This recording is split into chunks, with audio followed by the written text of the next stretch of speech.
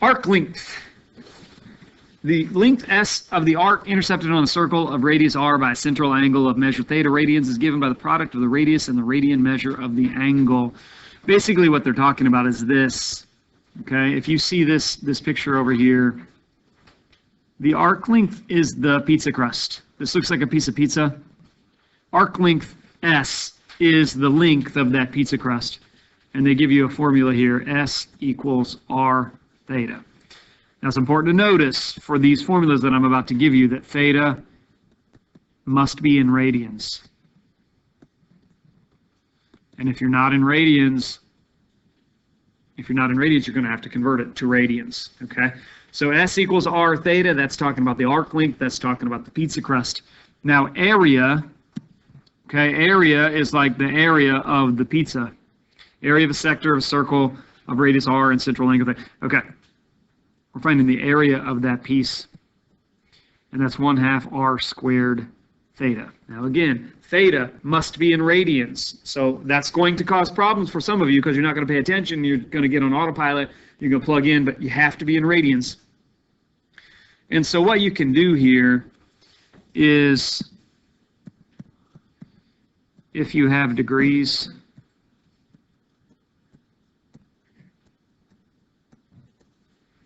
just convert. So S equals R theta. What you can do is just say times pi over 180. That's our conversion that we learned yesterday, right? We converted degrees to radians by multiplying by pi over 180. So just kind of manipulate your formula so that it actually does that conversion.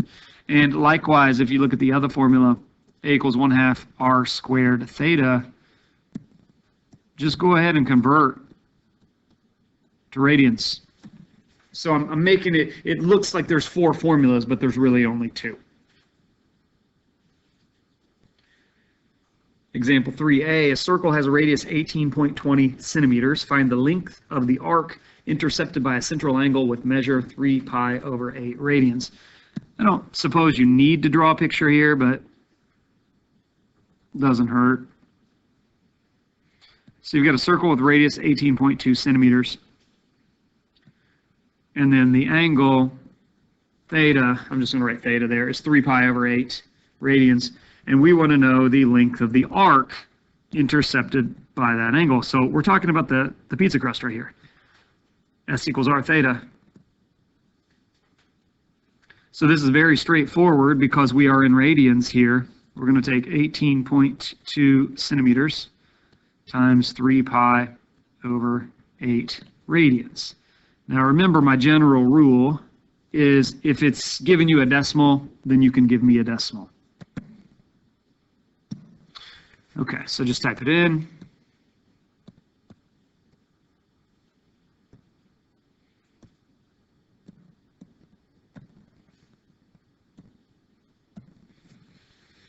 And we get approximately 21.44 centimeters. Notice the units are still in centimeters, because we are talking about a length, talking about the length of that pie crust right there, pizza crust. 3b, a circle has a radius 18.20. Find the length of the arc intercepted by a central angle of measure 144. So it's a very similar problem.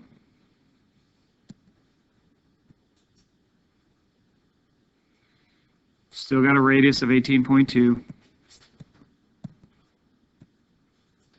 But this time the angle measures 144.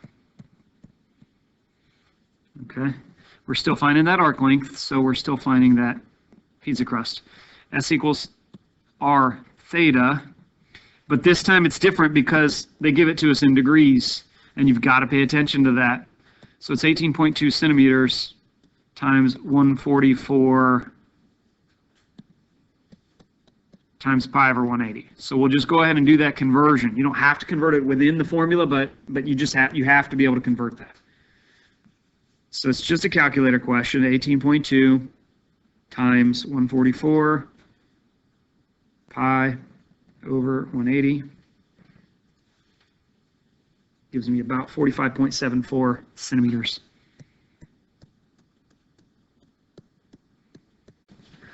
Reno, Nevada is approximately due north of Los Angeles. The latitude of Reno is 40 degrees north, while that of Los Angeles is 34 degrees north. The radius of Earth is about 6,400 kilometers. Find the north-south distance between the two cities. All right, so they've got a drawing. They've got like a cross section of the Earth that's helpful. But you know, I think if I zoomed in on that sector, okay, this is really the piece that we need, okay? So if you think about it, I'm just going to zoom way in on that. The radius of the Earth is 6,400. And by the way, you're going to need that later. There's going to be a problem maybe on your homework or something where it asks you a problem, and you're going to have to recall that the radius of the Earth is 6,400. So put a little star by that or something. That's going to come back at some point, okay? Find the north-south distance between the two cities. Well, LA is down here and Reno is here. So really what they're talking about is what's this distance right here. We can call that S for the arc length. And then they gave me two numbers, 40 and 34, but really you want this angle right here, so you subtract to get the difference, and that angle is 6 degrees. So this is a pretty straightforward application of our formula here, S equals R theta. Just make sure you convert to radians.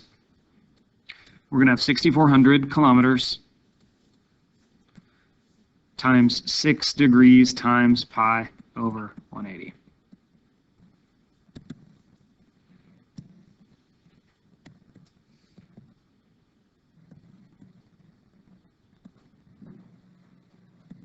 Oops.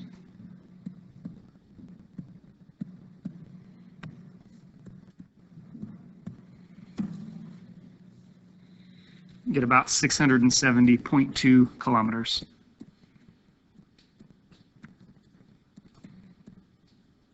It's saying those two cities are approximately 670 kilometers apart. Number 7, find the area of the sector-shaped field. So again, they've got your picture drawn.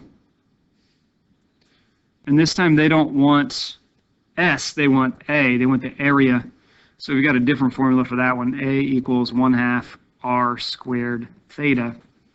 So this is going to be 1/2 times the radius, 321 meters. Okay, don't forget to square that.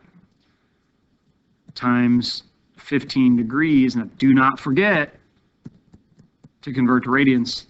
We always have to be in radians here for these formulas. So I'm going to just type that in. 0.5, that's my 1/2, times 321 squared times 15 pi over 180.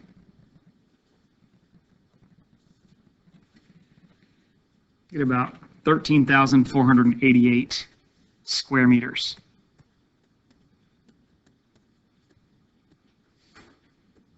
That's the area of that sector.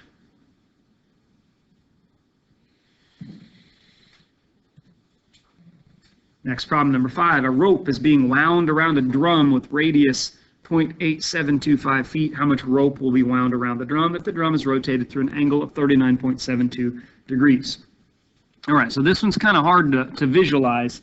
I think you'll want to sketch a little picture here. Okay, so when we're talking about a drum, imagine that's the end of a long cylinder. All right, so the cylinder is shaped like a drum. And this drum has a radius of 0.8725 feet. How much rope will be wound around the drum if the drum is rotated through an angle of 39.72? Okay, so I'm just going to say that's theta right there. So what's happening here is you've got some rope that's wrapping around this thing, okay? So the drum is spinning, it's pulling the rope's going to end up wrapping around that drum, okay? But at this point, all we care about is like right here. So this is an S question. We want to find that arc length for the part of the rope that's actually touching the drum there, okay? So S equals R theta. So the radius was 0.8725 0.8725 feet. And theta is 39.72 degrees. But again, don't forget, you're going to have to change it to radians, so do that conversion. It's just a plug and chug problem once you get to there.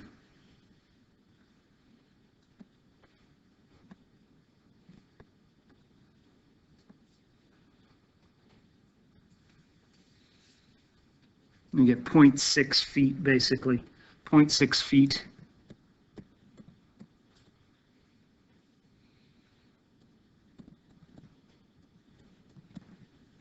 If you think about it, that's kind of weird to say 0.6 feet. If you multiplied that by 12, you could say it's about 7.25 inches if you want. If that makes more sense to you, that's fine. Okay. But for our, for what we want, 0.6 feet is fine. Okay, number 6, there's some missing information on that problem. I accidentally left it out. Notice the part in red that I added at the bottom. If you don't have that piece of information, you can't do this problem. All right. 2 gears are adjusted so the smaller gear drives the larger gear. If the smaller gear rotates through an angle of 225 degrees, through how many degrees will the larger gear rotate? The 2 gears have radii of 2.5 centimeters and 4.8 centimeters. This is going to be hard for me to draw, but you know, basically you've got a smaller gear and a larger gear. Now, technically, they've got these teeth. You know, they've got these teeth. That's what makes it a gear, and the teeth lock together, and that's what makes one of them turn the other. This is terrible, I realize, but you get it. Okay. So the missing information was one of these. The smaller one has a radius of 2.5, and the larger one has a radius of 4.8 centimeters. And it says the smaller gear rotates through, I'm going to call this theta 1, 225 degrees.